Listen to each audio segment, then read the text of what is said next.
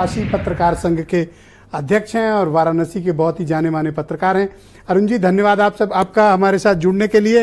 एक तो 7वां चरण जहां आपके यहाँ चुनाव है, आपके क्षेत्र के आसपास क्या माहौल है, बीजेपी के कौन से मुद्दे, प्रधानमंत्री वहां से खुद चुनाव लड़ते हैं काशी से, उनकी अपनी प्रेजेंस से बाकी सीटों पर क्या इम्पैक्ट और असर है, और ये जो 6वें चरण में जैसा जिक्र अभी हमारे एक्सपर्ट्स लोग भी कर रहे थे कि जातिवाद, संविधान, आरक्षण, प्रधानमंत्री मोदी की इमेज, उनकी इंटीग्रिटी, बेनिफिशियरी स्कीम्स, योगी मोदी का इम्पैक्ट, आप कैसे आकलन करते हो समग्र रूप से?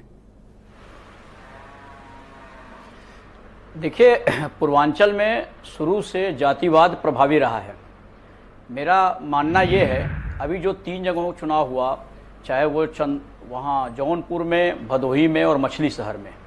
मछली शहर में पिछली बार मात्र 181 वोट से जीते बीपी सरोज, लेकिन इतनी ज़्यादा एंटी इनकम्बेंसी है वहाँ पर रही कि ऐसी स्थिति में वहाँ भी बहुत ही कांटे की लड़ाई है। इन तीनों सीटों की मेरा ये मानना है कि यहाँ तीनों सीटों पर जातिवाद प्रभावी रहा। जैसे भदोही में आप देखेंगे तो भदोही में ब्राह्मण वोटर पहली बार एकदम साइलेंट है, वो बीजेपी के साथ है या फिर वो यहाँ पर जो पीडीए के ललितेश त्रिपाठी खड़े हुए हैं उनके साथ खड़ा हुआ है, एकदम साइलेंट है। पहली बार ब्राह्मणों के जो वोट हमेशा भारतीय जनता पार्टी के पक्ष में पड़ते रहे हैं, वहाँ ये साइलेंट वोटर किसके साथ जाएंगे ये तो 4 तारीख को पता चलेगा। इसी तरह से यदि धनंजय सिंह को, अभी हमारे बड़े भाई हेमंत जी बता रहे थे कि धनंजय सिंह के आने से, देखिए किसी व्यक्ति के चुनाव लड़ने से, जो मेरा आकलन है, मैं जा करके देखा, किसी व्यक्ति के चुनाव लड़ने से और उसके व्यक्ति के कहने से समर्थक कितना दूसरे में ट्रांसफर हो पाएंगे, यह महत्वपूर्ण देखा जाता है। धनंजय सिंह को वहाँ मुसलमान भी देते थे और यादव भी देते थे, निषाद देते थे।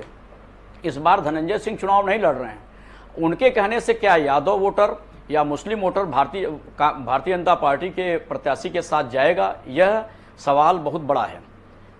तीसरी चीज, पूर्वांचल में बनारस को छोड़ दिया जाए, बनारस में भी प्रधानमंत्री की जीत लगभग सुनिश्चित है। आप बड़े मार्जिन की बात है, कितने वोटों से उनका मार्जिन होता है, लेकिन यहाँ ये है, कांग्रेस के जो प्रत्याशी हैं उनकी एक कोशिश है कि मैं अधिक से अधिक वोट पाऊं, जो पिछला मार्जिन है वो कम किया जा सके, ये कोशिश में है। चुनाव तो मान लीजिए भारतीय जनता पार्टी के जो प्रधानमंत्री नरेंद्र मोदी जी हैं, वो तो चुनाव लगभग उनकी जीत तय है।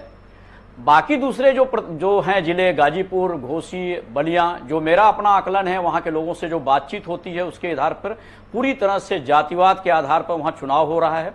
चाहे वो घोसी हो, चाहे बलिया में हो, सनातन पांडे और नीरज शेखर चुनाव लड़ रहे हों, चाहे गाजीपुर हो। चंदौली में भी कांटे के, जो हमारे बड़े भाई ये ब्रजेश शुक्ला जी कह रहे थे कि जो दूसरी बार चुनाव लड़ रहे हैं प्रत्याशी जो उतारा गया है, उनके प्रति एंटी इनकम्बेंसी है। मोदी जी के साथ कुछ ऐसा नहीं है। एक बात मैं और कहूंगा ब्रजेश भाई, गांव में अभी भी महिलाओं के बीच में मोदी जी का अपनी एक वोट जो है वो सॉलिड वोट है महिलाओं के बीच में। मैं युवाओं की बात को अलग कर दूं, संविधान की बात अलग कर दूं, आरक्षण की बात, बेरोजगारी, महंगा की, महिलाओं में जो पकड़ है, जो महिलाओं में मोदी जी का एक बहुत ही डिफरेंटली चाहने वाला एक वर्ग है जो उन्हें प्रेम करता है, उनका सशक्त वोट है, उनका एक बहुत बड़ा सशक्त वोट है, बहुत बड़ा सशक्त। एक सेकंड अरुण जी रुकिएगा जरा, ब्रजेश जी कुछ जोड़ना चाहते हैं। मैं ब्रजेश जी, मैंने बहुत इसका वो किया, नहीं बोलना, बोलना जब निकलता है वो चीज, जितना आप मौन देख रहे हैं महिलाओं का, मैं तो ऐसे लोगों को जानता हूं जो घर के खिलाफ होके वोट चला गया।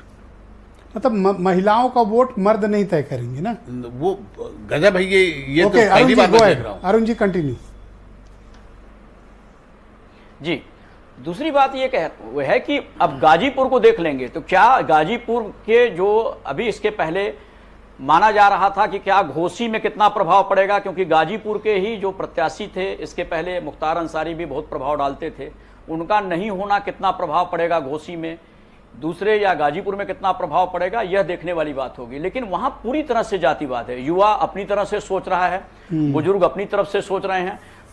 भारतीय जनता पार्टी ने लगातार एक चीज क्लैरिटी करो आप मैं सबसे भी पूछा, ध्रुवीकरण है, मुसलमान कोई मुद्दा है, मंदिर मस्जिद कोई मुद्दा है, तालिबान पाकिस्तान कोई मुद्दा है? कोई मुद्दा नहीं है, कोई मुद्दा नहीं है। मुझे लगता है कि मुस्लिमों का एक टारगेट सीधे है कि वो भारतीय जनता पार्टी को हराना।